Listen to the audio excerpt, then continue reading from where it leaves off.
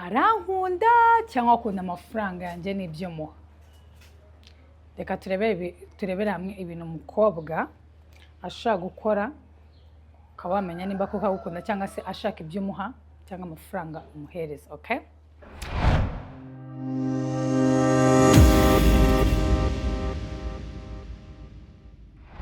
hi my lovelies, amazina yitwa Sandrine, ndakwakiriye ni muri mushyashya aha ngaha. Welcome back to another episode of I Learn You Learn We Grow Together. Uyu munsi ngiye kuganiriza abagabo, abasore bafite amafaranga cyangwa se abayafite ariko bakaba bayatanga, kuko hari n'ababa bayafite ariko ntibayatange. Ntitubizi?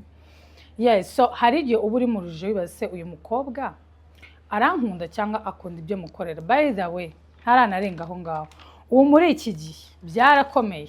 Hari n'abahungu baba bakunda n'abakobwa kubera ibyo babakorera, kubera ko hari abakobwa bakunda gutanga, ugasanga nyine we aspendinga ku muhungu bakundana. So arankunda cyangwa akunda ibyo mukorera, arankunda cyangwa akunda amafaranga mukorera, ni ibihe bintu bizabikwereka? Number one, iyo adakunda kugendana muri public, ahantu hari public, cyangwa se adashaka kwereka inshuti ze.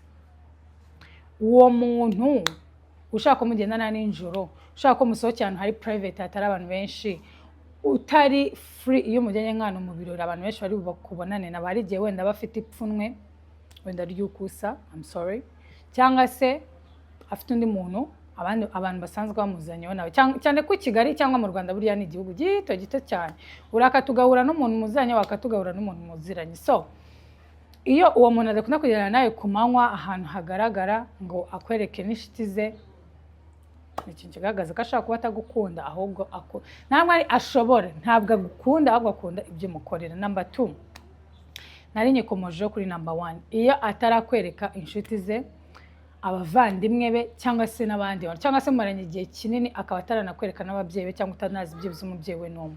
Mu Rwanda baratugira n'akantu ko gukundana igihe kirekire, abantu bakundana ngo imyaka 5, imyaka 6, ibyo bintu mbizi mu Rwanda gusa. Handi Kampala nibera amezi 3 abahagije ngo ajye kwereka ababyeyi. Umwaka umwe ubukwe n'ubwo ngo tugomba kuhita buba, ntago bategereza cyane.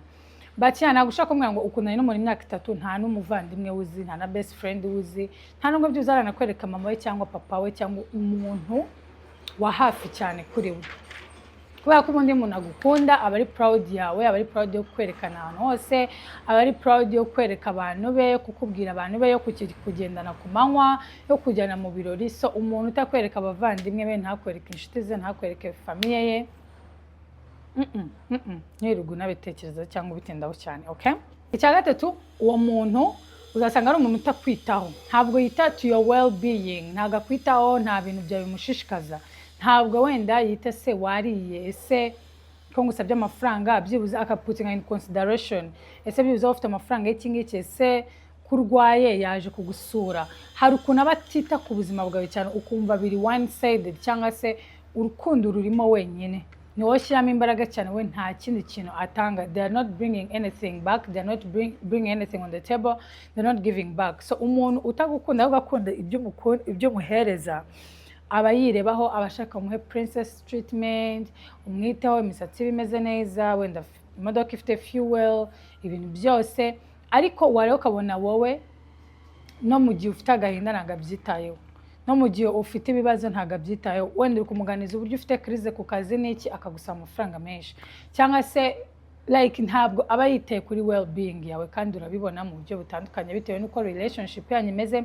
Hari utuntu duto ushaka kugenda ureba ukatwibazaho mu gihe uri muri iyo state yo gushidikanya, yose ko karankunda cyangwa akunda ibyo muhereza.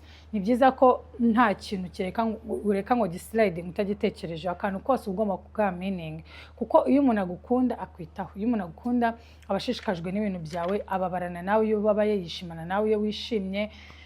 Hari uburyo nyine wumva ko nawe arimo gushyiramo imbaraga atari we wenyine. Okay, icya kane ni igihe uwo muntu asaba amafaranga menshi cyane kandi mu buryo buhoraho. Man, hari ukuntu nyine umuntu asaba amafaranga ukumva birakabije, ukumva wenda tuvuga nk'umuntu okay, wenda biterwa n'ubushobozi bwawe cyangwa se no kubona ibintu n'umubano ufitanye n'amafaranga, ariko hari ukuntu uwo muntu aba ahorana impamvu zidashira.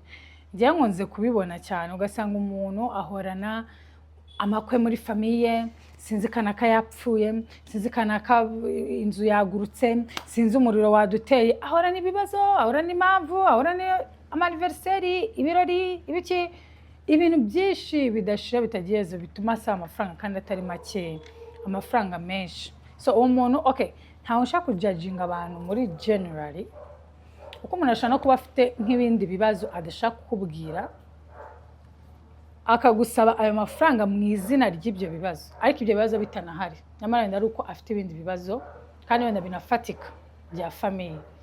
Ngenzi nk'umuntu wese kujya muri situation yaho yari afite umu boyfriend uri judgmental, cyangwa se kumwe nyine ubu nahisha umuntu kumubwira nk'ibibazo by'iwanyu kugira ngo atagucira urubanza, kugira ngo atakunyuzamo amaso, kugira ngo ejo atazabigucyurira.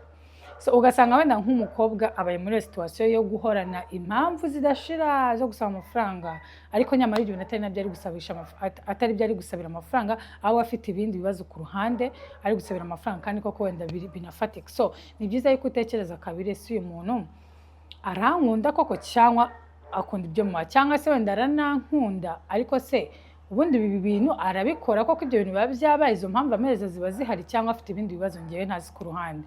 Which brings us to the point that ni byiza kutajudginga umuntu cyane ngo umufate nk'umuntu w'umugold digger ariya mu bitango cye, abakuzi b'ibyinyo kandi wenda afite n'izindi ngorane ku ruhande. Yes of course nabyumva nka sheri we, nka partner we, ntabwo ari inshingano zawe kwita ku bibazo bye, ariko ushobora kumufasha mu bundi buryo nko kumushakira akazi, kumushakira icyo gukora, akakuvaho nk'uwo mutwaro, cyangwa se ukajya ukora bikeya ibindi akabasha kwikorera akabona amafaranga. So nimba nawe uwo muntu umukunda, find a way of helping them, him or her, yaba umuhungu yaba umukobwa, byose birashoboka.